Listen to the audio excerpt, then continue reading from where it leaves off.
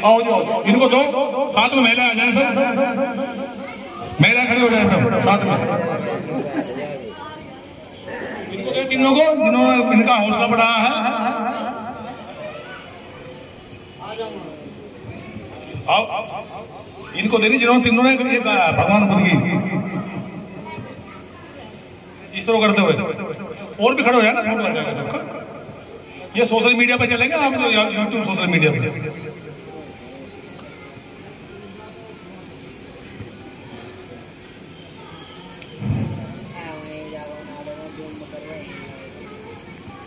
पानी में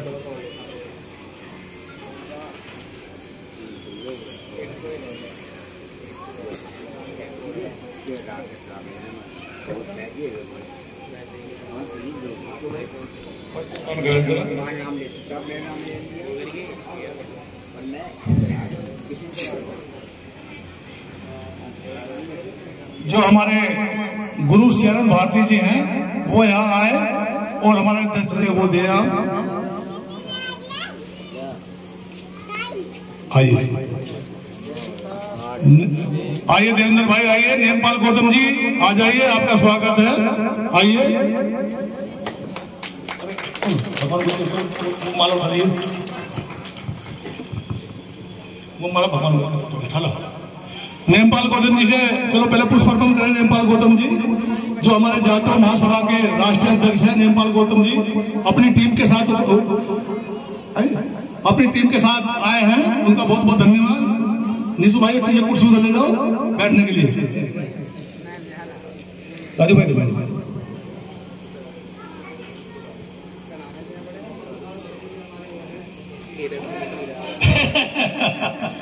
ये तो और जगह रहेंगे जी, हमारे आपके साथ में जगह मिलेंगे। लो जी, ये तो अपना आपके लिए मंगाइए, तो खुश है ना, ऐसे कर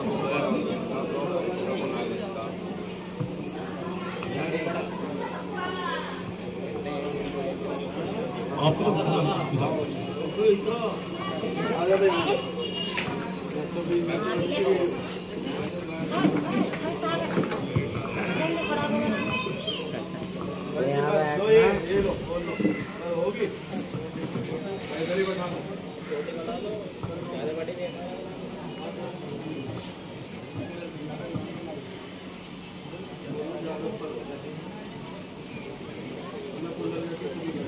देवेंद्र भी है।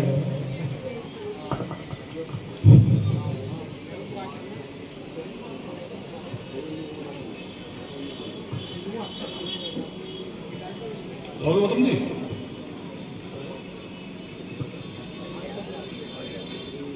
इनको माला डालना थोड़ा।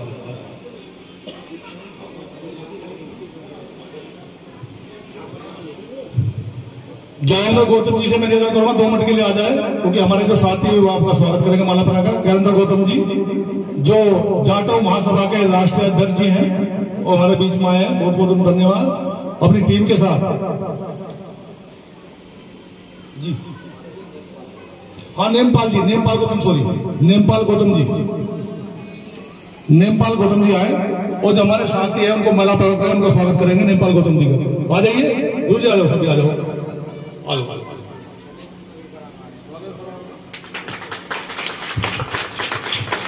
निकलिए, कुर्सी ला दो यहाँ पे, आप यहाँ स्थान ग्रहण करें।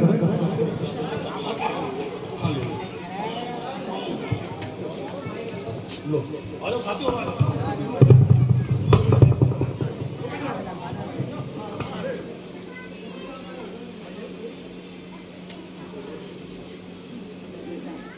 करवा दूं। ये हमेशा समाज के बीच में बने रहते हैं, चाहे कोई किसी भी प्रकार की घटना हो, चाहे महिला संबंधी हो, जैन संबंधी हो, हमेशा ये है वहीं मिलते हैं।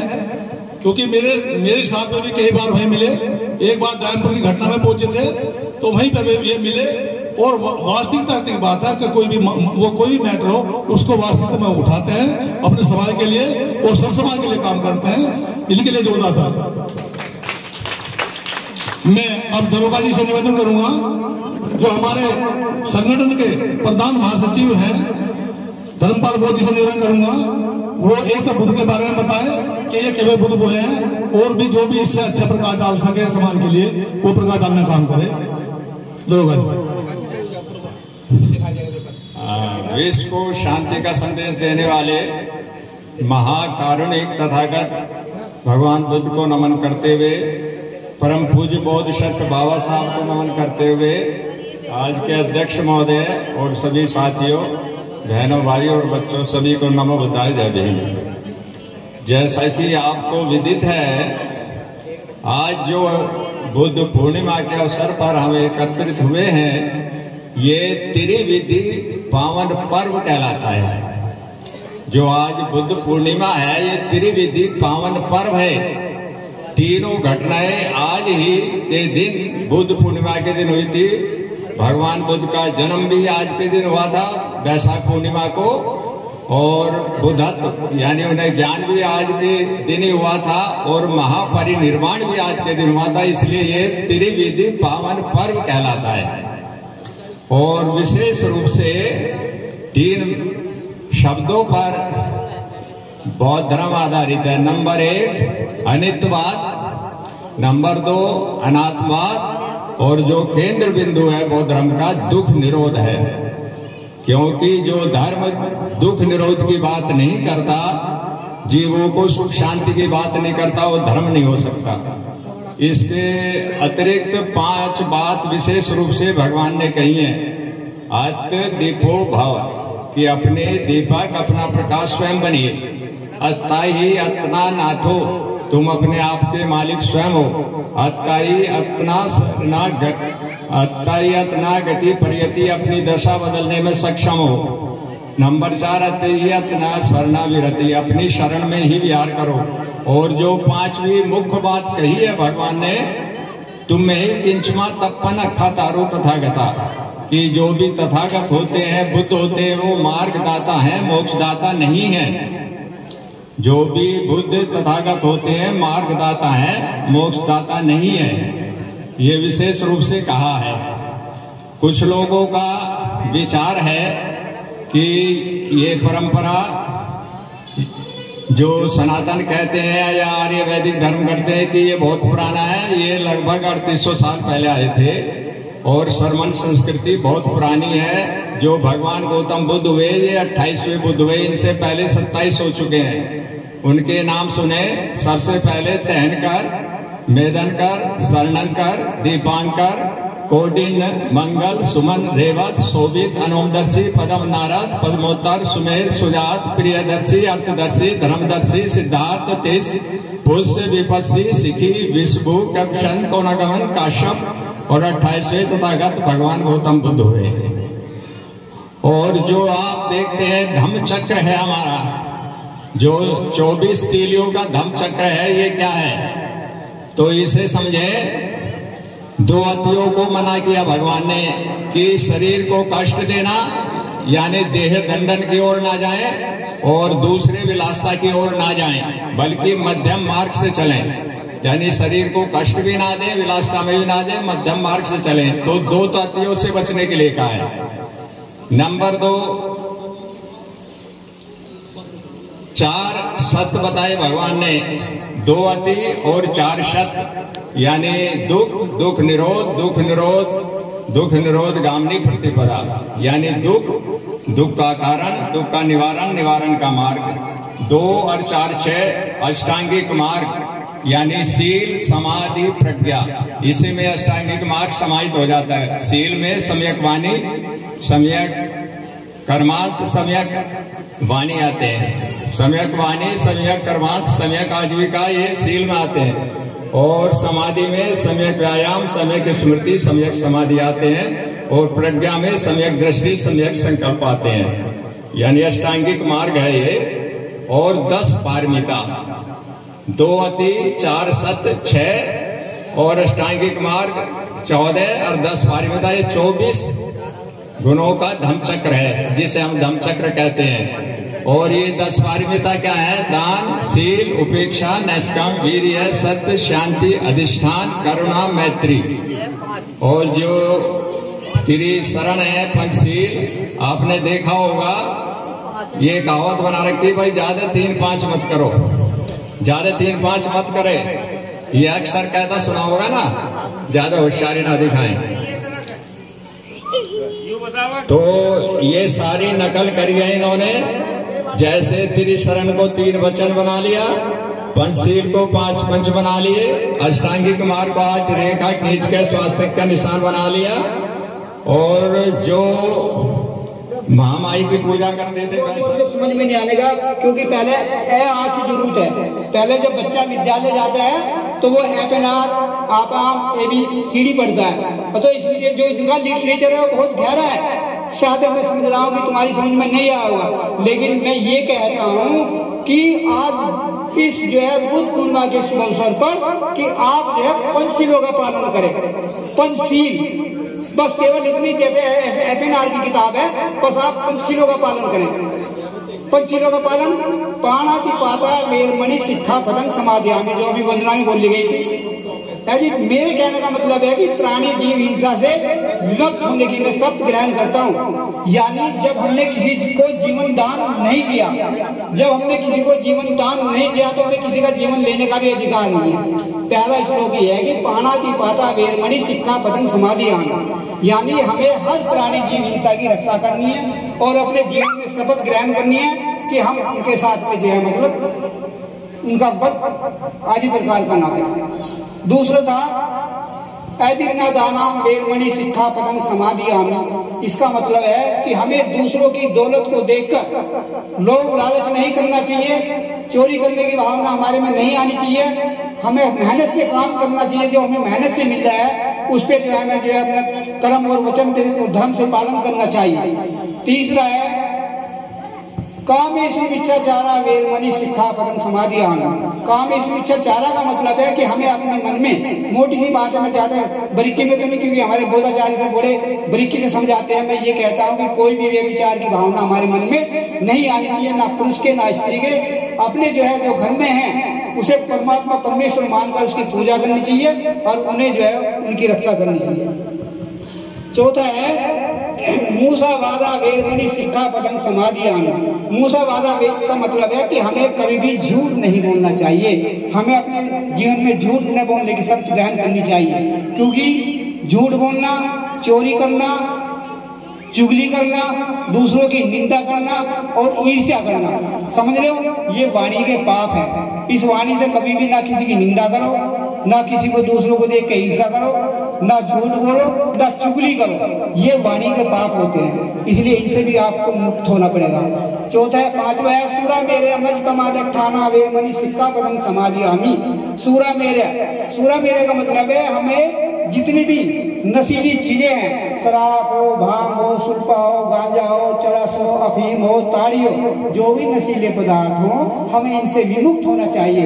यानी कोई भी हमारे घर के अंदर अगर कर रहा हो तो उसे जो है धीरे धीरे समझा करके जो है उसका उससे अलग हटाना चाहिए। ये नहीं कि एकदम अटैक करे उस पर और कहते हैं मैं तो तेरे कल को छुपा दूंगा, ऐसा नहीं, कुछ नहीं होता। धीरे धीरे जो है मतलब उसका निवारण करें। ये बुद्ध का धर्म है, ये बुद्ध का धर्म है, इसमें जो है मतलब धीरे धीरे होता है, ऐसे नहीं कि एकदम हम अहंकार के रूप में आकर किसी से कह रहे हैं, ऐसा नहीं होता। तो मेरे कहने का मतलब ये है कि आप धीरे धीरे ये पहले शीलों का पालन करो, फिर अभी हमारे बोधाचार्य ने बताया इससे बाद में अष्टांगिक मार्ग है, फिर जो है 10 परमिताएं हैं। मुझे आदेश हुआ आपने कमांडर साहब जो है रवीश जी का, मैंने 15 दिन का कोर्स एक भिक्षु के रूम में ट्रेनिंग करी है अशोकाबोध बिहार में। 15 दिन का जो है कोर्स मैंने किया भिक्षु के रूम में शिविर धारण करके, वो इन्होंने बहुत सराहा, ये अपनी टीम को लेकर गए और पूरा सम्मान जो है सभी भिक्षुओं को माज किया। मेरे कहने का मतलब ये है कि आपको जो अच्छा लगे, जो आपके मन को अच्छा लगा वो करने की कोशिश करें, किसी के बहकावे में ना, अपने मन से सोचो कि ऐसा करने से ऐसा हो भी सकता है या नहीं हो सकता। अभी जो है महात्मा ज्योतिबा फुले और सावित्रीबाई फुले की प्रतिमा लगी हुई है, उन्होंने 1848 ईस्वी में इस देश के अंदर शिक्षा देने का काम करा। शिक्षा तो देने का बाबा साहब से भी पहले शिक्षा का काम उन्होंने करा, उनकी प्रतिमा लगी हुई है। बाबा साहब ने भी महात्मा ज्योतिबा फुले का जो है मतलब गुरु माना था। और उन्होंने कहा कि शिक्षा के अभाव में कितना बड़ा नुकसान हुआ। उन्होंने कहा कि शिक्षा के अभाव में मति गई, मति के अभाव में गति गई, गति के अभाव में नीति गई, और नीति के अभाव में संपत्ति गई। जब हमारी संपत्ति चली गई तो हमारे पास में क्या बचा? कुछ नहीं बता। इसलिए शिक्षा के अभाव है। आचरण की शिक्षा होनी चाहिए। ये मस्तिष्क है, ये कंप्यूटर लग रहा है, कंप्यूटर है हमारा, ये कंप्यूटर है। और इस कंप्यूटर को रखने के लिए 9 रकम मैं आपको बता रहा हूँ। जो मेरे भाई पढ़ने लिखने वाले बैठे हैं, जो मेरी बहन पढ़ रही है, समझ लेना और इन पे स्टडी करना, और जिस क्षेत्र में तुम जाओगे उसी क्षेत्र में आपको मौका मिलेगा। ये है शालीनता, सदाचार, नैतिकता, शिष्टाचार, ज्ञान, चरित्र, धैर्यता, दृढ़ता और विद्वता। एक को जो है तोड़ के देखें और इस कंप्यूटर में फीड करें, आप जिस भी लाइन पे जाएंगे आपको जो है सफलता मिलेगी। बस मैं ज्यादा नहीं कहकर अपनी वाणी को यहीं विराम दूंगा। जय भीम, जय भारत, नमो बुद्धाय। देखिए, हमारे गुरु जी श्रीअंत भारती जी ने बहुत अच्छा बताया, और जो भी प्रेरणा हमने ली है ये हमारे गुरु जी से ली है। समता सैनिक दल को सींचने वाले हमारे गुरु श्रीअंत भारती जी हैं, क्योंकि जब समता सैनिक दल की शुरुआत की गई थी तो वो कर्नावल से की गई थी, वो कर्नावल से ही इसमें हमारे गुरु जी सबसे पहले मीटिंग समता सैनिक दल की वहीं कराई थी।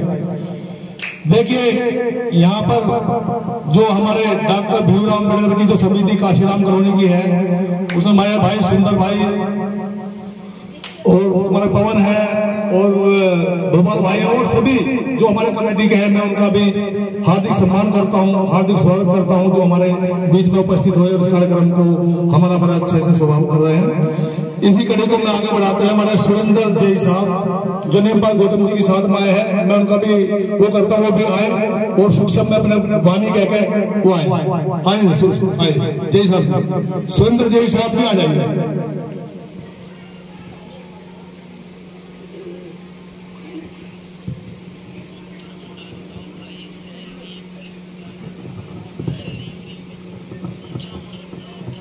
आदरणीय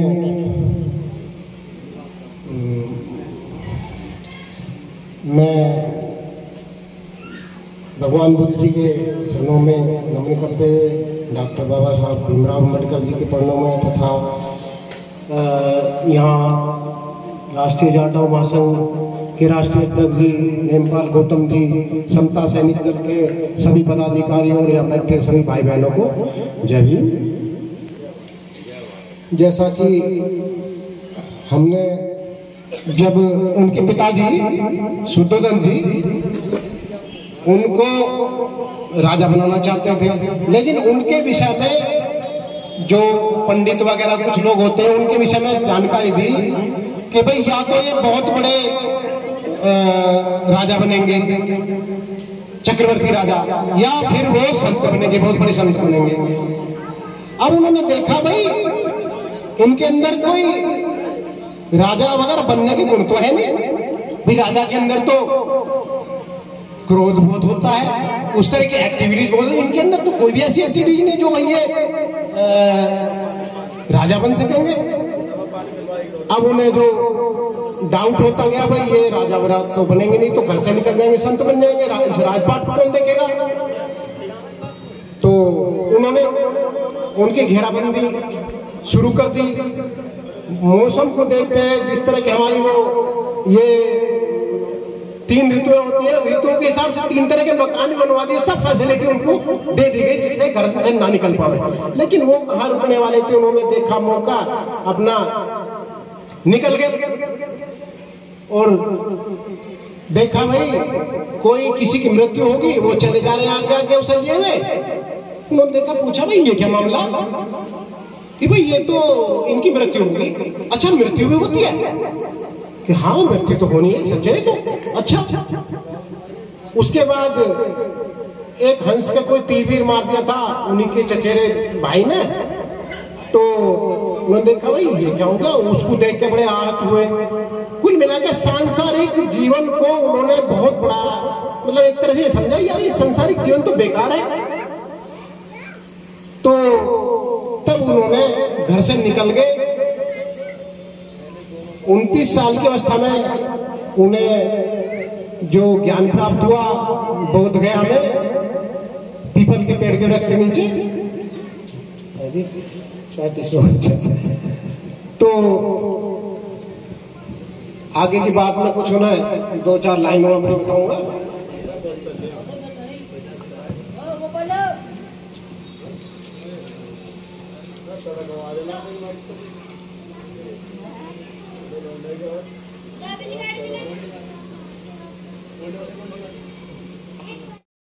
वन में किया निवास, राजपाट सिद्धार्थ को कभी न आया रास। जिसका अंतकरण हो सभी तरह से शुद्ध, जीता जो जग के लिए वो कहलाता बुद्ध। बुद्धम शरणम आइए, पकड़ बुद्धि की डोर, चलो धर्म की राह में होकर वाह विभोर। दिव्य ज्ञान की खोज में मानव हो संलग्न, बौद्ध धर्म कहता यही रहो ध्यान में मग्न। सत्य अहिंसा दूत थे प्यारे गौतम बुद्ध, दूर किया जिसने सभी वातावरण अशुद्ध। बस यही मैं अपने बारे में।